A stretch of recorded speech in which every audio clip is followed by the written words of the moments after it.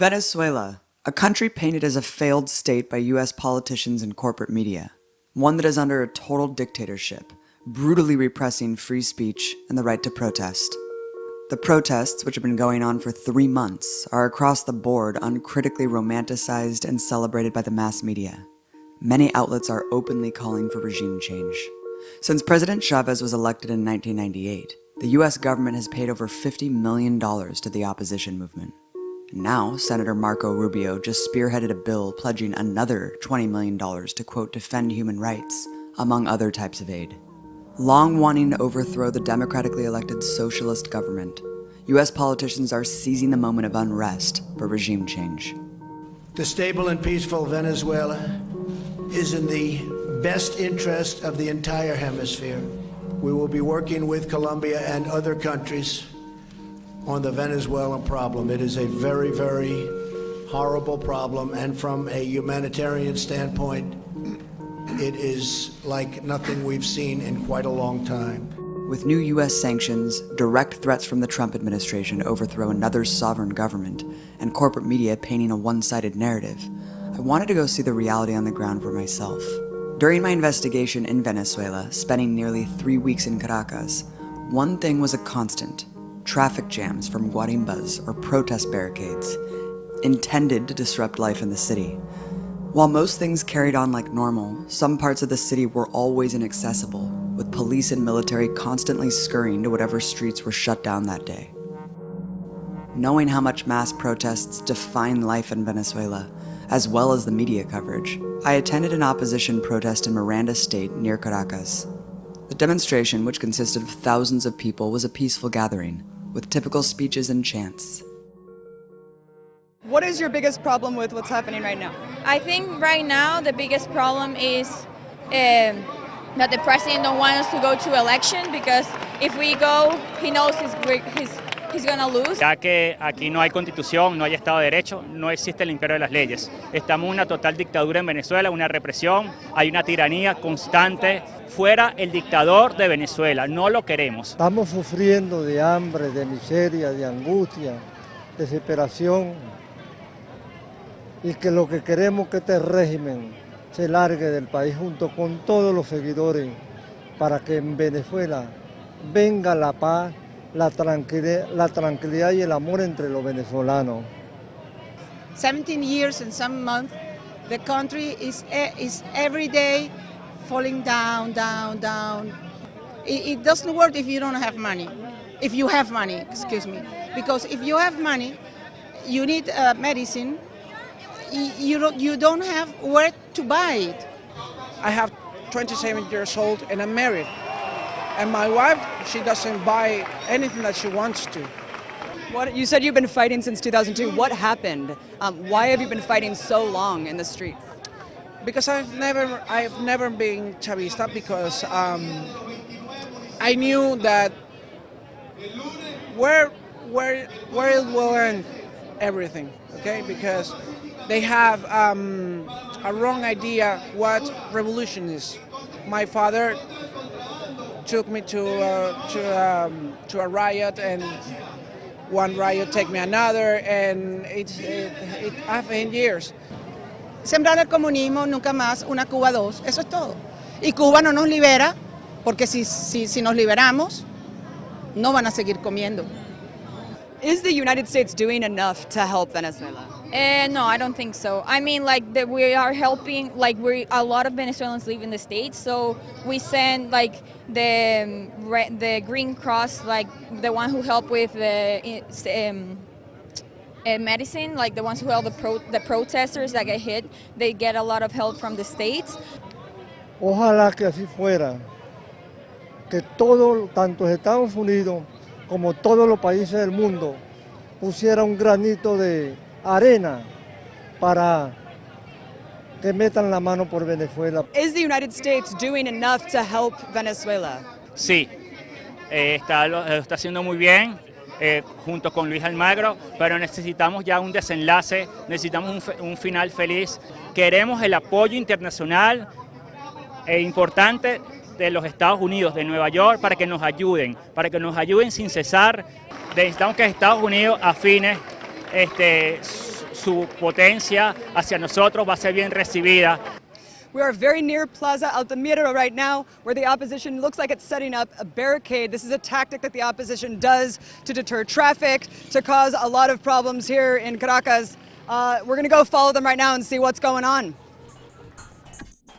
As the sun started to set, things began to change. Smaller groups donning masks and shields started forming up. While the majority of the crowd held a candlelight vigil to commemorate those killed in the protests, the others lit flames of their own. They poured incendiary liquid in the streets and began stopping traffic.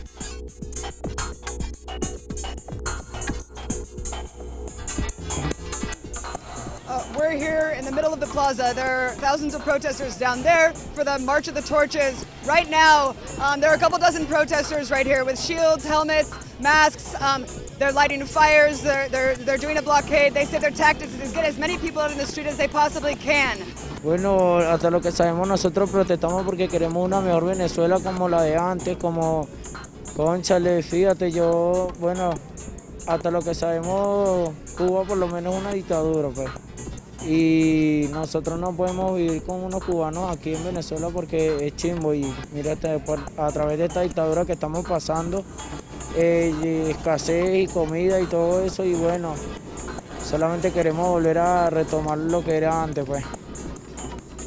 And how many people have the government killed, security forces, military police so far? Han habido como más de como 200, menos, como 180 muertos. And what are the demands right now for protesters? Lo que nosotros pedimos es nada más que todo que sacar al presidente. O sea, nosotros pedimos unas elecciones, luchamos por unas elecciones porque queremos que cambie todo y necesitamos un nuevo presidente que ayude a nuestro país, pues. El único mensaje que le podemos mandar nosotros a la resistencia al mundo entero es ayuda.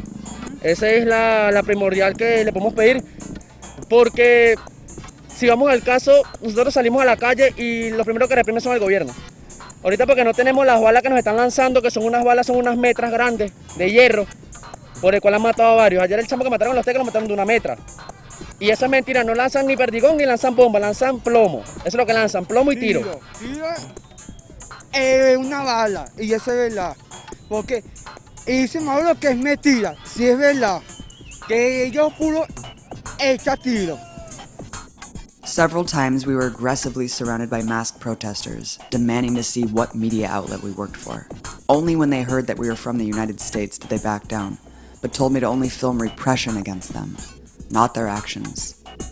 As the crowd grew, they announced they would be marching to block the major freeway. Protesters and squadrons of motorbikes began mobbing through the streets, setting fires and creating roadblocks along the way.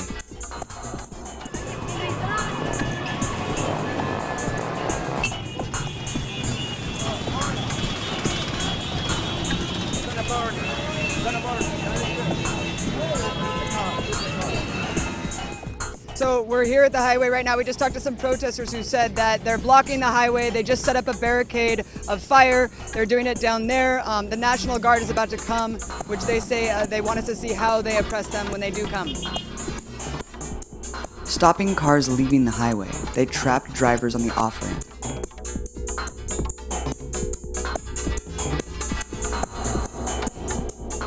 I talked to several in the heat of the offensive. Por los momentos no ha hecho nada, pero por lo menos venimos a representar el día de hoy de que todavía no nos hemos quedado quietos, no nos hemos quedado tranquilos, todavía estamos en lucha por la libertad y lucha por esta dictadura que tenemos de 17 años. How hard is it to live under a dictatorship? Es bastante difícil porque tú como emprendedora no emprendes no para ti, sino para el gobierno, ¿me entiendes? No puedes ser independiente, ¿ves? Todo tu trabajo y tu esfuerzo es para el gobierno y eso es lo que no queremos aquí. What is this? What are you carrying?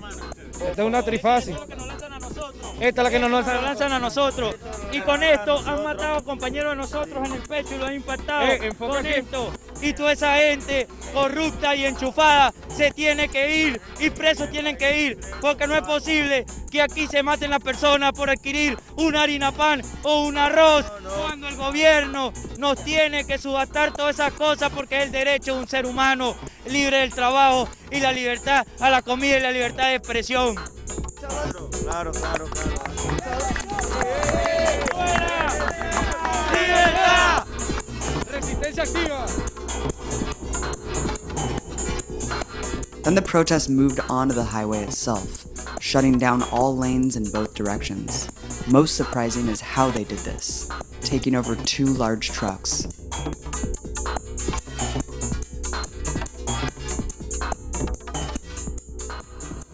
So right now we're on the highway. Every single entrance to the highway has been blockaded, lit on fire, and now we're looking at 2 enormous trucks that have been somehow taken over and maneuvered in order to block the main thoroughfare of the highway right now. Protesters held the freeway like this for some time, according to them, waiting for state forces to respond. Then they commandeered a 3rd truck, pushing it towards the edge of the freeway. Below was Miranda Air Force Base. They started hurling rocks and chunks of concrete at the base below, and that's when soldiers guarding the base responded.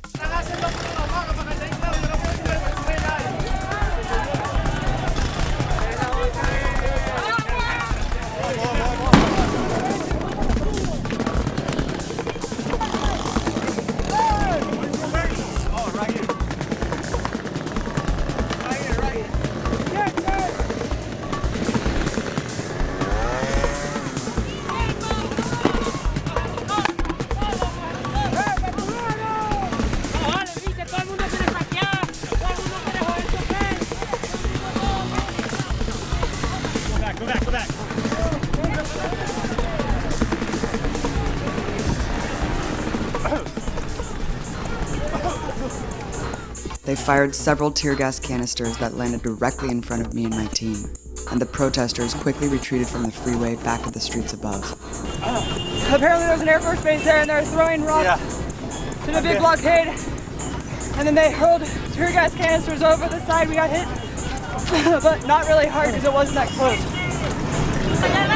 The protest regrouped at their fallback position, when National Guard soldiers I couldn't see fired more tear gas. This time, staying on the front lines hurt a bit more.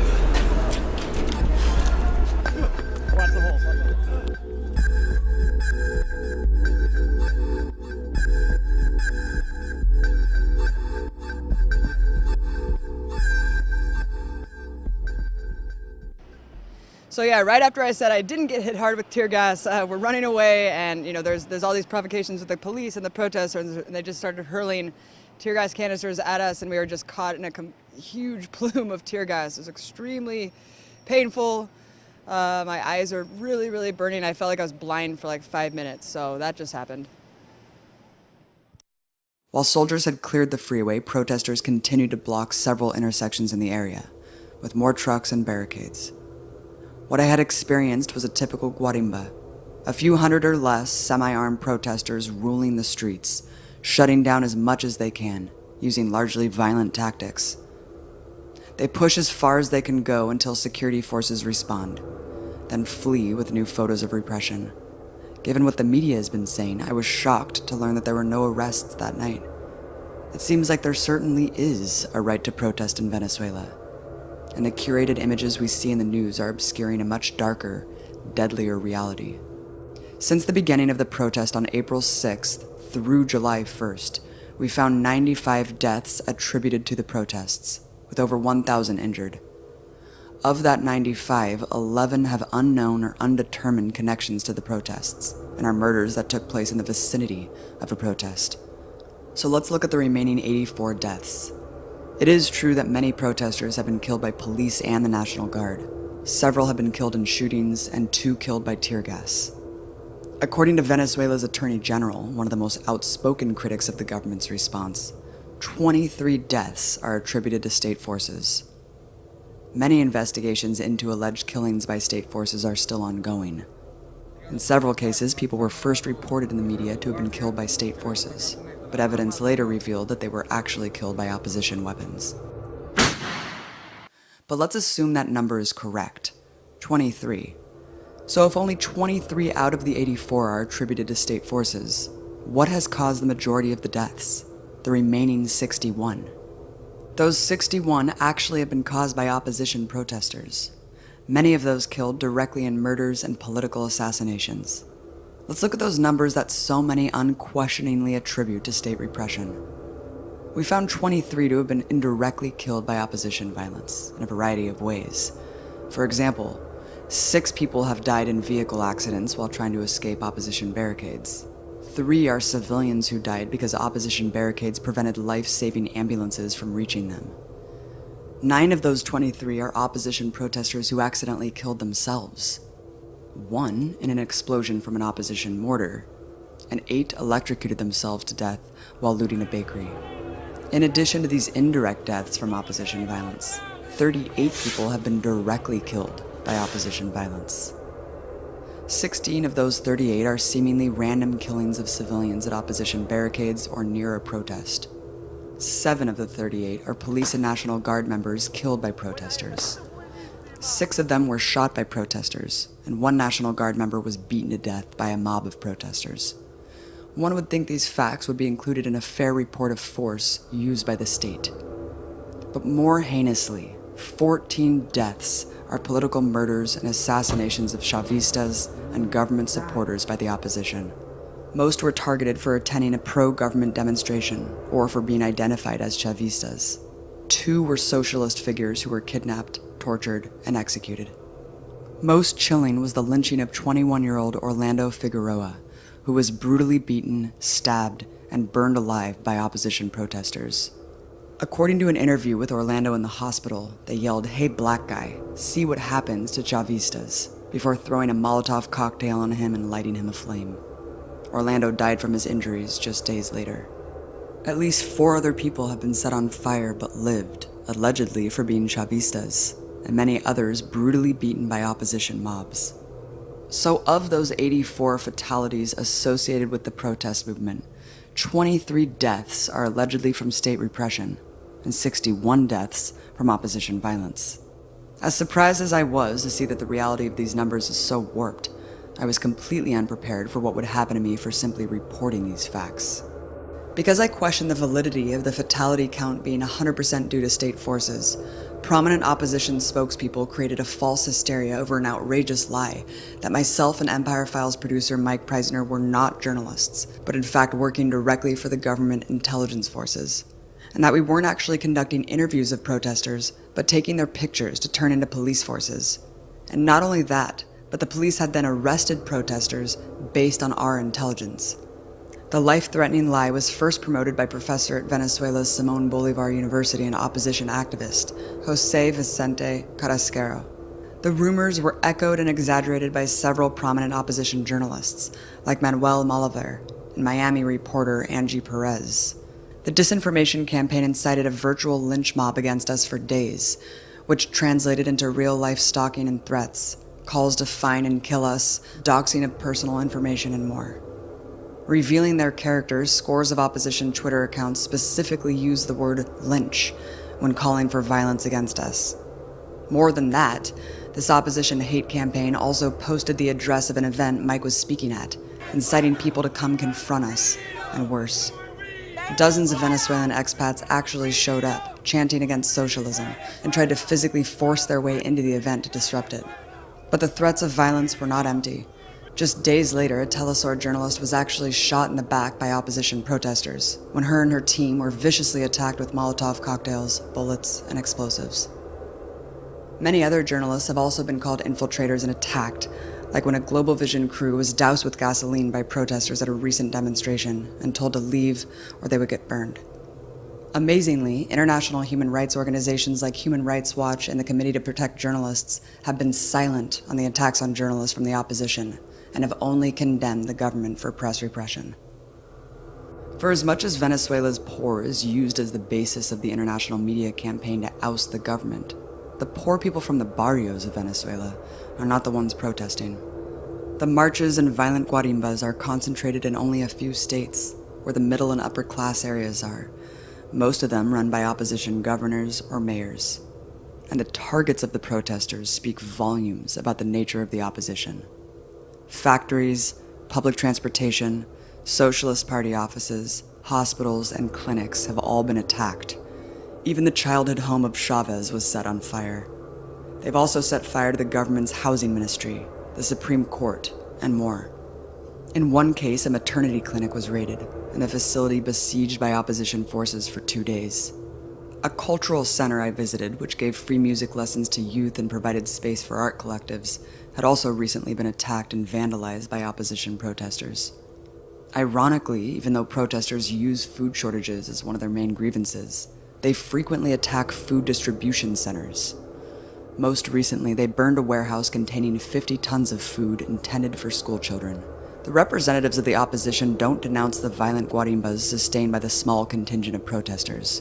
In fact, top opposition leaders have directly called for violence. But there's another side of this story: the millions of Venezuelan voices who are rendered invisible to the Western media.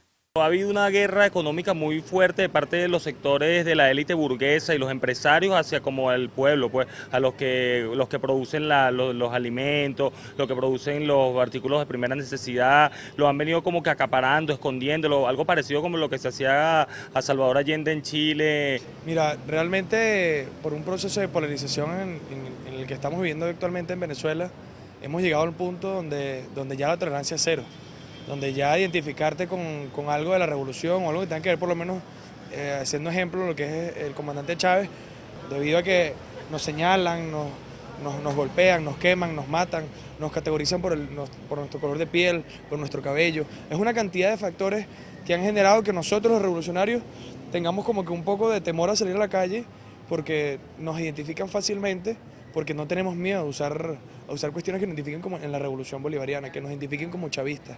Entonces, la situación en la calle es bastante tensa, es bastante complicada por esa situación, por un grupo de personas que no creen en la tolerancia, que no cree y que no respeta al otro por pensar distinto. And what do they do to you if they see that you're a Chavista? I mean, what have they done to people who identify themselves as this? Nos señalan, nos arrinconan, nos amenazan, por lo menos a mí. En mi casa, en mi edificio, yo tuve la oportunidad de recibir por parte de la revolución un vehículo, un carro, un Arauca, y con excremento de humano me lo regaron a través en el capó. Me rayaron el carro, le escriben cosas a mi mamá por ser vocera del Consejo Comunal y de este nuevo sistema de llevar la comida a las casas, que es el club. A mi mamá la señalan y le rayan en el ascensor, le insultan, me señalan en la calle. Entonces, eso es lo que nos pasa a nosotros los chavistas por ser chavistas, ¿ves? Por querer ayudar a los otros, nos señalan y nos vejan, pues, nos maltratan. Pero sí hay como que una gente que tiene odio, pues, tienen odio y quieren como que reprimirlo hacia la gente, golpear a la gente, quieren problemas, pues, pero lo que te digo, son focos minoritarios. Si vamos a hablar, si vamos a un término estadístico. Do you think that you live in a dictatorship? No, vale, para nada. Aquí tú puedes observar que la gente tiene libre tránsito, la gente hace lo que quiere, participa, habla, incluso hasta están quemando el país, sectores de los terroristas de la derecha fascista. Ellos incluso están quemando el país, han hecho actos vandálicos, actos terroristas, y no se les ha aplicado la ley con esa fuerza como se hace por lo menos en Estados Unidos, en Europa. Esas personas andan por ahí haciendo lo que quieren. Aquí las personas tienen libre albedrío, libre forma de pensar, de creer, libre de creer lo político, lo económico, lo social, lo cultural, lo religioso. El que diga que hay una dictadura está completamente desquiciado. Entonces, ¿en qué estado de dictadura es ese que hay elecciones, que participa la gente, que la gente hace lo que quiere? Eso es completamente ilógico. Yo soy una joven 100% revolucionaria, chavista, y creo que lo que están haciendo del lado de la derecha, los opositores, no me parece, porque creo que los problemas no se resuelven así como lo están haciendo ella, de manera violenta, ocasionando un caos en las calles de Venezuela, en las calles de Caracas, atacando a nuestros defensores, a las policías, a las guardias nacionales. Creo que eso se discute mediante un diálogo, resolviendo todas las cosas, y creo que mientras ellos no busquen un plan de trabajo, no busquen un líder, creo que ellos nunca van a poder sacar a este gobierno tan revolucionario y bolivariano que tenemos hoy en día. pero son personas que como son violentas, entonces tienden a transmitir la violencia con gritos, con golpes, con todos esos elementos lúdicos que los caracterizan de golpes, de violencia, pero nadie tiene miedo aquí. Aquí incluso hay muchas personas que se han contenido de no caer en el mismo juego de ellos de violencia y de golpear a las personas y de caer en sus mismos pensamientos porque pensamos y creemos que no es esa la intención, pues que la forma sería como que más bien dialogar y llegar a una solución pacífica como personas racionales, pues dentro de la filosofía y el pensamiento aristotélico humano. Pero aquí nadie tiene miedo, más bien hay grupos también de la izquierda que son muy radicales, que quisieran como que también darle su merecido a esos muchachos, pero no lo hemos hecho porque creemos que la solución es netamente racional, pues no vamos a caer en eso del cerebro reptil, de nada más de golpear a las personas, de caer en su mismo juego.